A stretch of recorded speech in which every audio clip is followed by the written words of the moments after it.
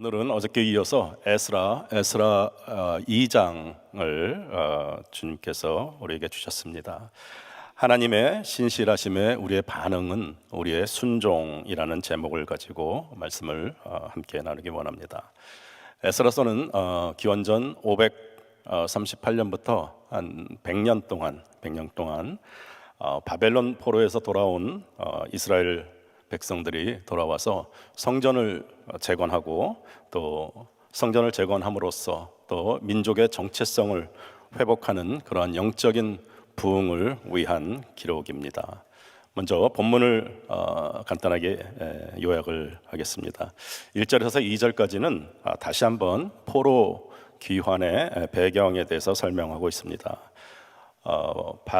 바벨론 왕 느부갓네살 왕에게 끌려갔던 이스라엘 백성들이 하나님의 신실하신 언약의 성취로 페르시아의 고레스 왕의 칙령으로 인해서 포로로부터 노임을 받고 1차 포로 귀환을 하게 됩니다. 그리고 그 포로 귀환하는 그 포로들, 이스라엘 백성들을 이끌어서 함께 온 정치 지도자 수르바벨, 그리고 종교 지도자 예슈아 등 지도자들에 대해서 소개를 하고 있고요.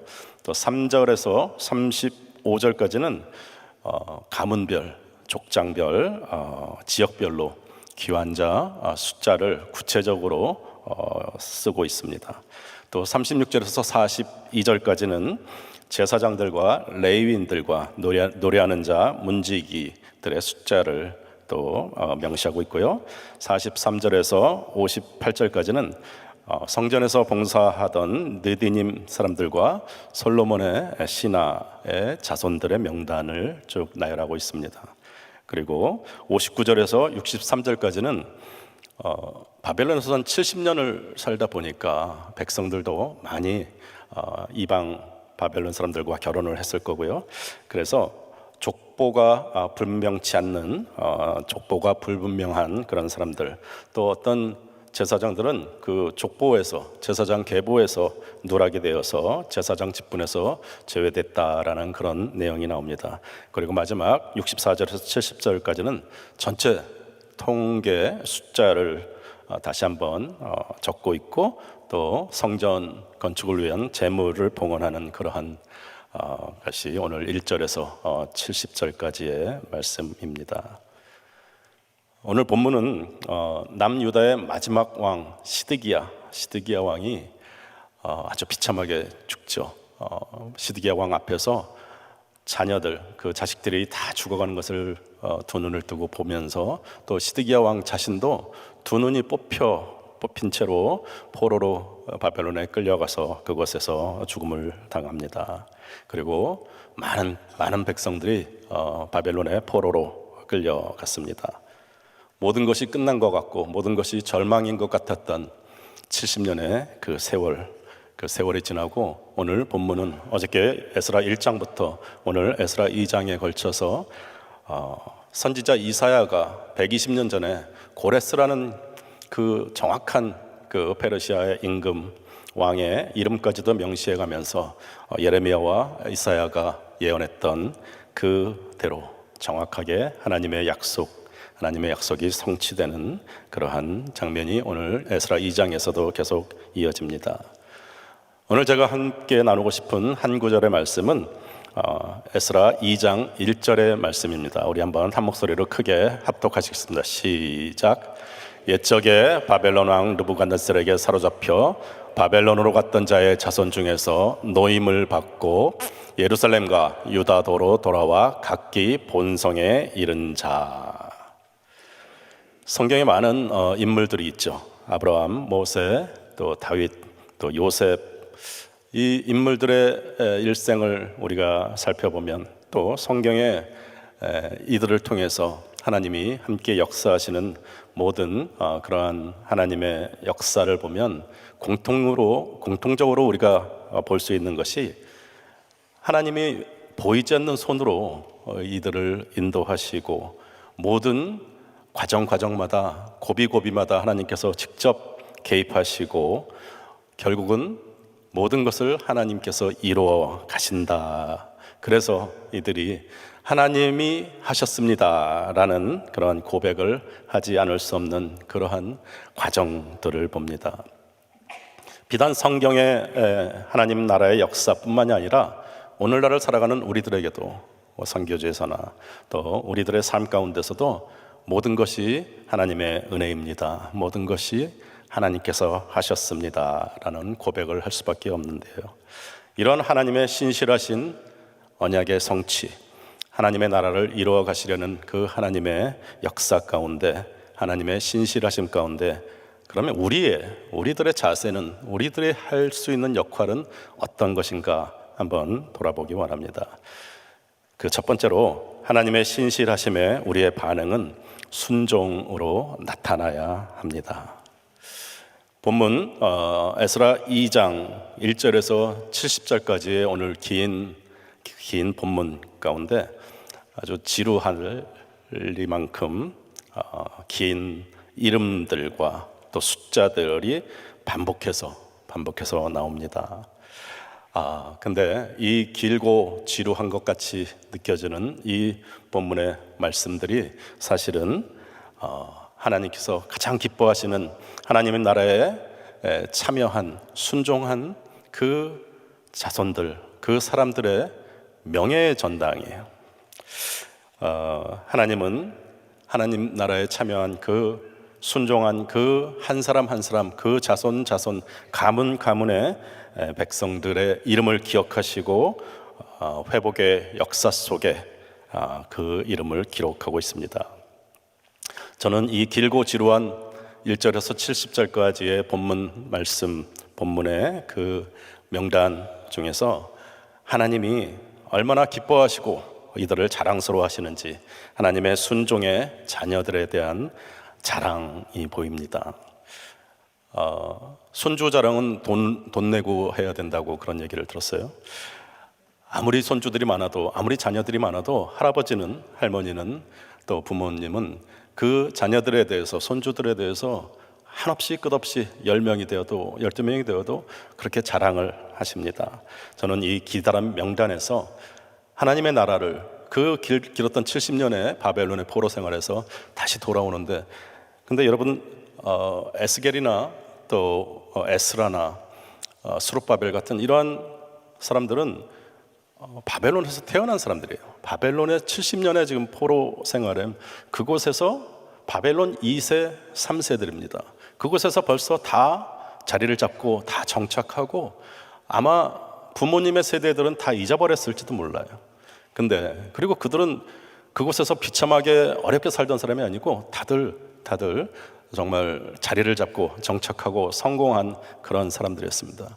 이 성공한 바벨론 2세, 3세들이 고향에, 예루살렘은 그때 당시 세계 최고 중심의 바벨론에 비해서 아주 낙후되고 정말 아무것도 없는 정말 그러한 변방의 작은 그러한 나라, 그러한 도시였을 건데, 그곳으로 돌아온 이 자손들 한 사람 한 사람의 이름을 불러가며 하나님께서는 오늘 본문에서 1절에서 70절까지 내가 사랑하는, 내가 소중하게 생각하는 예루살렘 시온을 향해서 다시 온 이 귀한 나의 자녀들, 나의 손주들을 마음껏 자랑하고 싶은 하나님의 마음이 보입니다.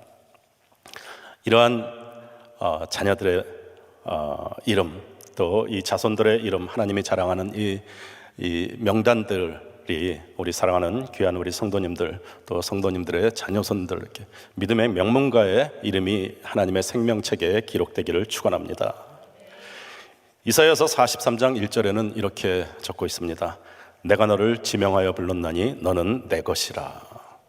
포로로 잡혀갔었던 그 바벨론 포로 생활 동안에 이스라엘 백성들은 아무리 좋은 음식과 또 좋은 환경 가운데 있다고 할지라도 그들은 늘 바벨론 강가에서 시온을 생각하며 예루살렘을 그리워하며 살았습니다. 늘 다시 예루살렘으로 돌아갈 날을 손꼽아 기다리면서 살았습니다. 그리고 이들은 포로로서 잊혀진 사람이었습니다. 이름 없는 백성이었고요. 근데 오늘 본문에서 하나님께서 한 사람 한 사람, 한 가문 이름을 불러주면서 하나님께서 너는 나의 소중한 내가 너를 지명하여 불렀나니 너는 내 것이다 라는 그런 말씀으로 오늘 본문에서 이스라엘 백성들의 가문을 70절까지 계속해서 불러주고 있습니다.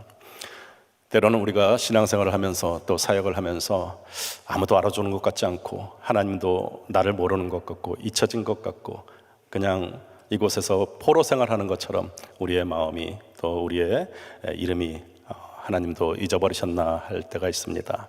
하지만 하나님께서는 순종하는 우리들, 말없이 하나님께 헌신하는 우리들의 이름을 다 기억하시고 하나님의 생명책에 다 기록하고 계신 것을 믿으시기 바랍니다. 이 포로 귀환의 역사는 단순한 역사적인 그런 기록이 아니고 하나님의 구원 사역에 동참한 증인들의 기록입니다. 왜냐하면 이렇게 순종함으로 하나님 앞에 돌아온 이 포로들은 새로운 하나님 나라의 시작이기 때문입니다. 순종은 믿음의 결단입니다. 돌아온 이스라엘 백성들이 헌신 그리고 그들의 순종은 하나님의 신실하신 언약을 성취하는 데 절대적으로 필요한 것들이었습니다. 이들은 세상의 가치관이 아니라 하나님 나라의 회복을 위해서 또 예루살렘의 회복을 위해서 하나님께 예배드리는 그날을 꿈꾸면서 돌아온 오늘 이 명단들, 이 한 사람 한 사람은 하나님 나라의 가치관을 갖고 살아갔던 사람들이었습니다. 우리의 삶은 항상 이 예루살렘을 향해서, 시온을 향해서, 가나안을 향해 가는 여정입니다. 요셉이 애굽의 총리가 되었죠. 애굽의 총리가 되어서 많은 백성들을 기근으로부터 구합니다. 그리고 또 우리 이스라엘 백성들을 또 형제들을 다 초대해서 애굽에서 이스라엘 백성들이 마음껏 살아갈 수 있도록 그런 토대를 마련하고 또 기근으로부터 사방 각지에 있는 많은 애굽 사람들 또 주변의 많은 나라들을 구원합니다. 참 성공한 정치가였고 또 성공한 사람이었는데 성경은 요셉의 애굽에서의 총리에 대해서 별로 관심이 없습니다. 그리고 자세하게 그의 치적을 적고 있지도 않습니다. 그리고 요셉도 자기의 마지막 유언에 큰 피라밋을 세워서 나의 치적을 기록하라던가 그러한 말이 아니고 요셉의 마지막 유언은 내가 죽으면 그때 너희들이 내 유골이라도 챙겨서 가나안으로 갈 때 챙겨서 가라라는 하나님의 신실하신 그 언약에 순종하는 언약을 믿었던 요셉의 유언을 볼 수 있습니다. 창세기 50장 25절에 요셉은 자손들에게 이렇게 이야기합니다. 요셉이 또 이스라엘 자손에게 맹세시켜 이르기를 하나님이 정녕 너희를 권고하리니 너희는 여기서 내 해골을 메고 올라가겠다 하라 하였더라. 그리고 또 430년이 지나서 모세가 이스라엘 백성들을 이끌고 출애굽할 때 출애굽기 13장 19절에서는 이렇게 이야기합니다. 모세가 요셉의 해골을 취하였으니 이는 요셉이 이스라엘 자손으로 단단히 맹세케 하여 이르기를 하나님이 필요한 너희를 권고하시리니 너희는 나의 해골을 여기서 가지고 나가라 하였음이더라. 그렇습니다. 요셉의 마지막 유언 또 이스라엘 백성들이 바벨론에서 70년을 포로로 살았지만 결코 그들은 한 번도 시온으로 예루살렘으로 돌아갈 것을 잊은 적이 없었습니다. 우리 역시도 이곳에서 하나님이 허락하신 귀한 우리의 삶 가운데 우리의 생활 가운데 살아가고 있지만 우리의 최종 목적지는 이 땅 이것이 아니고 하나님이 계신 영원한 하나님의 나라 영원한 천국인 줄 믿습니다. 그리고 오늘 돌아온 그 제사장들이 거의 한 4만 9천 명 정도가 전체 이스라엘 백성들이 돌아왔는데요. 그 중에서 한 4,300명 정도가 제사장들의 후손들이었습니다. 우리 왕 같은 제사장인 우리 모두는 우리가 있어야 할 자리를 분명히 알고 또 영적으로 정치적으로 우리가 리더가 되는 우리들이 앞서서 하나님 나라에 동참하는 발걸음을 띄어야 하겠습니다. 순종하면 가장 먼저 생각이 나는 것이 우리 1세대 선교사님들입니다.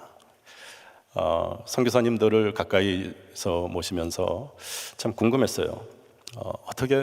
어떻게 중고등학교 다니는 자녀들을 이 땅에 놓고 그렇게 선교지로 순종해서 나가실 수가 있었습니까? 제가 개인적으로 여쭤봤습니다. 그랬더니 한 선교사님이 말씀하시기를 그때는 성령에 취했었던 것 같다라는 말씀을 하세요. 그렇습니다. 성령에 취하는 것, 성령 충만한 것, 성령의 권능은 하나님의 뜻에 순종하는 것입니다. 사무엘상 15장 22절에서 하나님은 순종을 제사보다 기뻐하신다고 하셨습니다. 하나님은 말씀을 듣는 것을 양의 기름보다 더 기뻐하셨다고 하셨습니다. 순종은 하나님을 주님이라고 부르는 하나님의 주권을 인정하는 우리의 본분이고, 순종은 창세기 1장 1절에 태초에 하나님이 천지를 창조하시느니라라는 그 믿음의 그 말씀에 아멘으로 화답하는 우리의 신앙의 기본이기 때문입니다. 두 번째로 신실하신 하나님의 언약 백성으로서 우리의 자세는 거룩함입니다. 거룩함. 하나님께서는 레위기 19장 2절에 이렇게 말씀하시죠. 너는 이스라엘 자손의 온 회중에게 교하여 이르되 너희는 거룩하라. 나 여호와 너희 하나님이 거룩함이니라. 내가 거룩하니 너희도 거룩하라 라고 말씀하십니다. 돌아온 이스라엘 백성들에게 스룹바벨과 여호수아를 통해서 하나님께서 가장 먼저 명령하셨던 것은, 또 고레스가 포로를 놓아주면서 너희들은 돌아가서 예루살렘에 하나님의 성전을 재건하라, 성전을 건축하라 라는 그 미션이었습니다. 성전을 지어서 하나님께 복받고 성공하고 부자가 되는 그러한 목적이 아니라 하나님께 예배드리는 것, 하나님께 다시 돌아가는 그러한 것이었습니다. 70년을 기다렸어요. 예배를 못 드리고 예루살렘 성전을 그리워하면서 70년을 기다렸고, 이제 드디어 돌아왔습니다. 포로 기환에서 다 돌아오고, 또 지금 이때는 7달이 돌아온 지 또 7달이 지난 때였어요. 그래서 하루라도 속히 서둘러서 성전을 짓고 그곳에서 마음껏 하나님을 예배 드리고 해야 될 그때인데 오늘 에스라 2장 63절의 말씀에서는 방백들이 저희에게 명하여 우림과 둠빔을 가진 제사장이 일어나기 전에는 지성물을 먹지 말라라고 하면서 기다리라고 합니다. 우림과 둠밈을 가진 제사장이 일어날 때까지 기다려라라고 말씀하고 있어요. 우림과 둠밈을 가진 제사장은 구약시대에 하나님의 뜻을 묻고 정확하게 하나님의 뜻에 따라서 판결을 내리는 특별한 제사장을 의미합니다. 우림은 빛이라는 히브리어고요, 둠밈은 완전함이라는 뜻입니다. 그래서 합치면 완전한 빛이다라는 의미입니다. 포로로 잡혀갔던 그런 계기도 그렇고, 북이스라엘과 남유다가 그렇게 멸망했던 그런 계기는 우상숭배, 또 그 타락했던 백성들, 또 종교 지도자들, 제사장들의 모두 종교적으로 하나님을 마음을 아프게 했던 그러한 과거의 역사를 이제는 반복하지 않겠다. 이제는 거룩한 제사장이 이 땅에 다시 설 때까지 우리는 기다리겠다라는 그러한 의미, 철저하게 회개가 먼저다라는 하나님의 뜻을 거스르지 않으려는 그러한 선포입니다. 예루살렘으로 돌아온 이스라엘 백성들은 포로 생활 70년 동안 많은 이방 사람들과 결혼을 하게 되고, 또 피가 많이 섞이게 되지요. 또 더불어서 제사장들까지도 그런 모습이 오늘 에스라 2장 61절, 62절에 나옵니다. 제가 한번 읽어보겠습니다.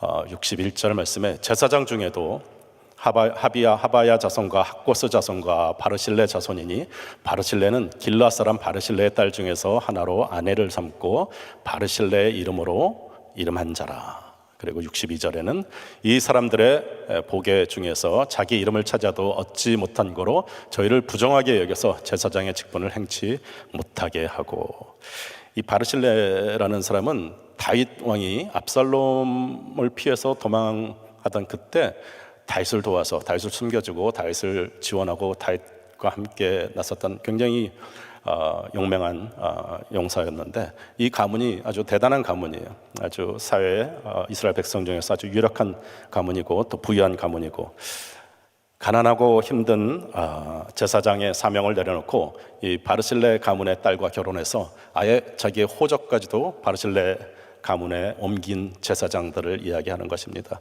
그래서 제사장으로 세우려고 하다 보니까 이 사람이 명단에 제사장 족보에 없는 거예요. 종교적으로 타락한 본분을 망각한 그러한 제사장들, 그러한 백성들, 거룩하지 못한 그 타락한 그 백성들이 서둘러서 성전을 짓고 예배를 드리기 이전에 먼저 우림과 둠밈의 완전한 빛으로 하나님 앞에 온전하게 거룩하게 서야 한다라는 이야기를 지금 하고 있습니다.